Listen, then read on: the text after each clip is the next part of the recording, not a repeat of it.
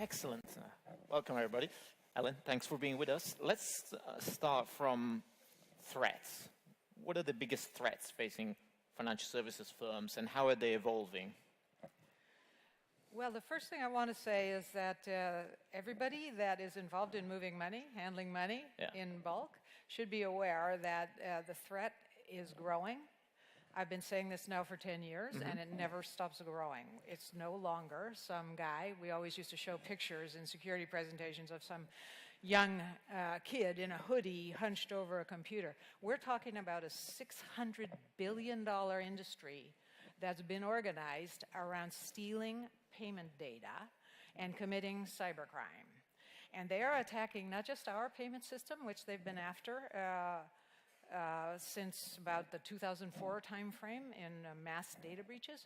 They're attacking coin exchanges. We've seen multiple breaches, large, major heists in coin exchanges, as well as other types of money moving. SWIFT has been attacked. So this threat is growing, and what you should know is it's very organized and very sophisticated. They're using techniques that range from the very creative,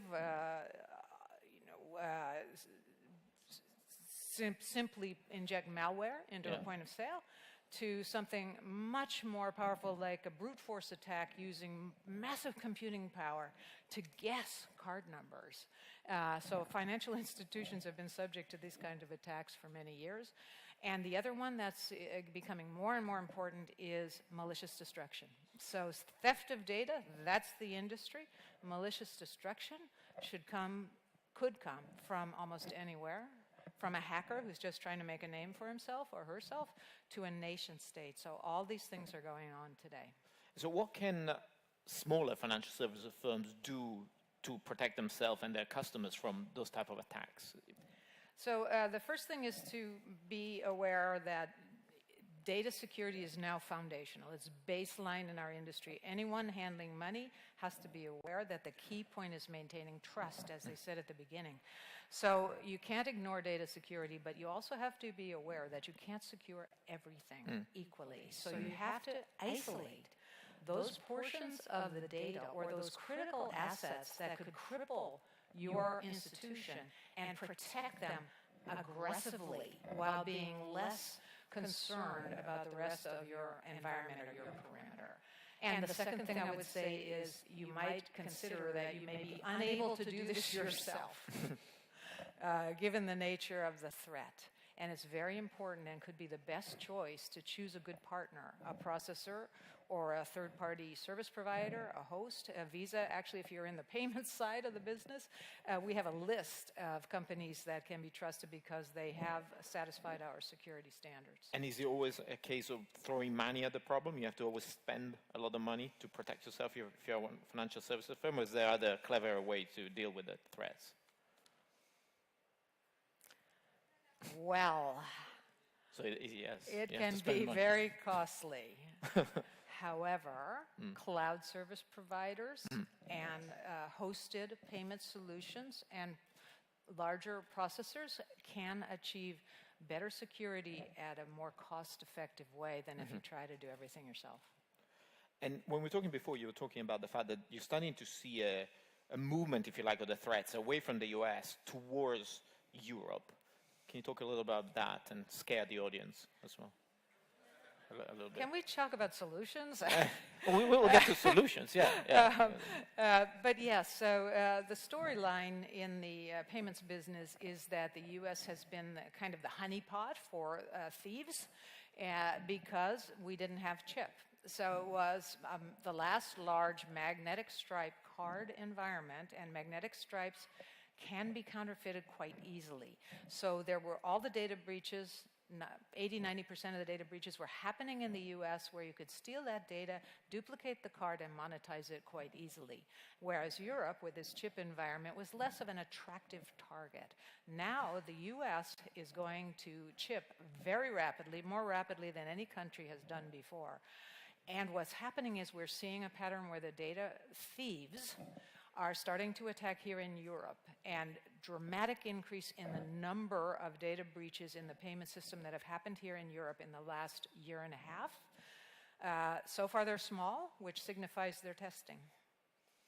So when there might be a big one, I don't know, because I'm not in that side of the business, but I think we can predict it's likely to happen. So from what you're seeing, this collection of small ones could be the prelude to a big one, almost like the pre-shocks of an earthquake. It could be. Right. And is there anything we in Europe can do to protect ourselves? Is there anything from the US that we can learn from? Well, we have in the industry the Payment Card Industry Security Standards Council and the Data Security Standards. They are fairly basic, but the truth is we have never seen a large compromise of any entity that had actually complied with and followed those standards. So you can protect yourself. The standards are out there to tell you what to do. There's also newer technologies, all kinds of technologies that can be very useful, and that side of the industry is evolving very quickly as well. So you said you've never seen a security breach at a company that had complied with those, you call them basic criteria. It's very interesting. That's correct. Okay, so then that's what people... Most of the breaches that you see, when you talk to security firms, actual security specialists, they will tell you that somewhere between 2/3 and 80% of the breaches are accomplished through techniques of low to moderate difficulty. And in fact, some of these actors in this industry that I mentioned are selling kits online. How to commit a data breach, they actually sell identity theft as a service. So you can find all this on the black web if you're so inclined, but I don't really recommend it. If you're not sort of part of the industry, they'll find out and do something bad to your computer. And is there more the law enforcement, official law enforcement can do? Governments, international agencies? I'm glad you asked because they're doing a lot more. So 10 years ago, I would have said, wow, these people are operating with impunity, and why? It's shocking, actually. Nowadays, we're seeing a lot of collaboration. You have to understand that the crime is largely cross-border. So the criminal can be anywhere. The criminal could be in Eastern Europe. The bank could be in India. The people who are monetizing the data could be in Japan or the US or Argentina or wherever. So the crime is difficult to solve, and it requires collaboration. What we are seeing is a lot more collaboration between US agencies like the FBI and the Secret Service. Europol has been incredibly active, and Interpol on this to bring the law enforcement community together. And the other thing that's happening is we actually at Visa have created a unit, we call it Payment Fraud Disruption, and we are able to identify, because we see so many of these breaches of our stakeholders, our merchants and issuers in the payment community, we're actually able to see the common malware appearing in multiple places, trace it back to a malicious server, and then work with law enforcement to shut it down, or look to where else that malicious server is communicating. So in one case, we saw 200 different merchants that were potentially infected by the same malicious server. We can warn them, look for this, take it out, and protect yourself. In this case, did you warn the merchants, or did you warn law enforcement? Both. But I was speaking of the merchants. You give them a specific thing to look for before any data has been stolen or any fraud has been committed. How long does it take you to identify a server once you start seeing it moving in the system? That's a good question. Depends on the case. And since we don't know about the crimes that don't happen, right, how successful has the increased law enforcement activity been in deterring or catching some of these criminals? Not successful enough. Okay. Unfortunately, there are some countries that don't really participate. And so you will see a concentration of bad actors, threat actors in those countries where law enforcement has difficulty going after them. I see. Which countries? We can all guess, but since you mentioned some countries, any you want to volunteer? Or? Go ahead and guess.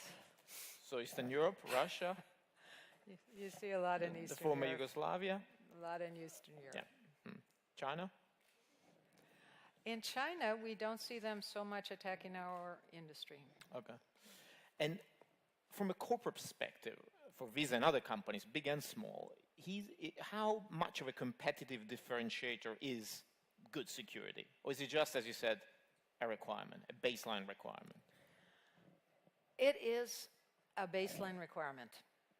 You cannot be in this business if you're not prepared to maintain the trust of the people whose money has been entrusted to you. That having been said, gaining that trust or the reputation for that trust is for sure a differentiator.